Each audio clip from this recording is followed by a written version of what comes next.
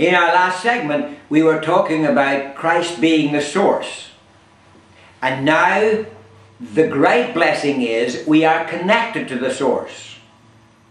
One of the scriptures that used to be also condemnatory to me and sounded ever so hard and judgmental, the Bible says, if you're going to live in the Spirit, then walk in the Spirit. And so I used to think, boy, I wish I could do that. And I would feel condemned because I somehow was not seeming to walk in the Spirit. This is what you must do, this is what you must do, this is what you must do.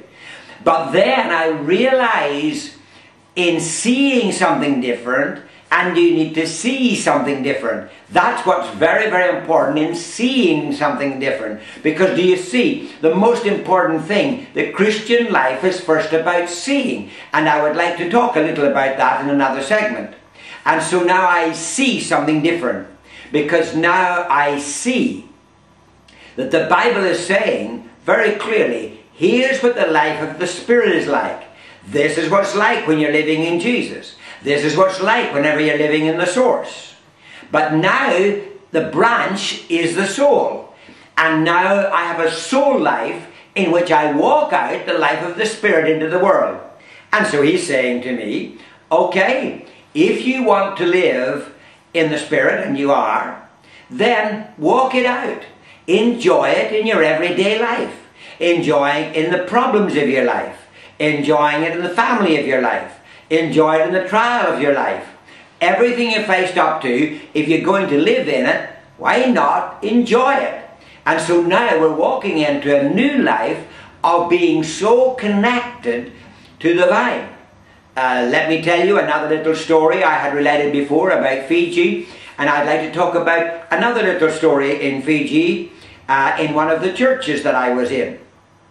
And when I was sharing in the church, and one of the meetings, one of the young men got up and he was playing his guitar and we were singing and we were worshipping.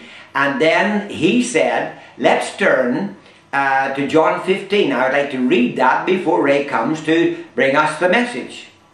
And it just so happened that was the message that I was going to be preaching on that night. And I thought, great, that's a wonderful witness. So the young man turns to John 15, and then he began telling everybody that we don't produce enough. Christians are undisciplined, Christians are lazy, Christians are not spiritual enough, Christians do not produce enough, Christians do not love enough, Christians are not patient enough. And I thought, boy, you got me there. That's me, I'm not patient at all, so you got me, so I need to be in the prayer line now. I'm going to be the preacher. And so now he goes on and carries on through all of that. And I couldn't condemn him because I thought, is that what I'm going, is that what I was like as a young pastor? Did I do that as a young pastor? Did I tell people to do something that I wasn't doing? And then he began hammering people to produce more.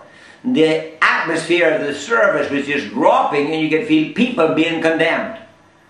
And finally he gets to putting us all down into the fire, and in the end we were all getting burned. And I thought, dear God, how am I going to preach after that kind of an illustration? I didn't want to say something about the young man because I'd done the same thing myself.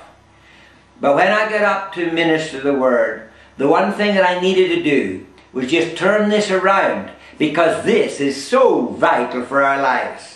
It is so important for our lives. Because we are only a branch.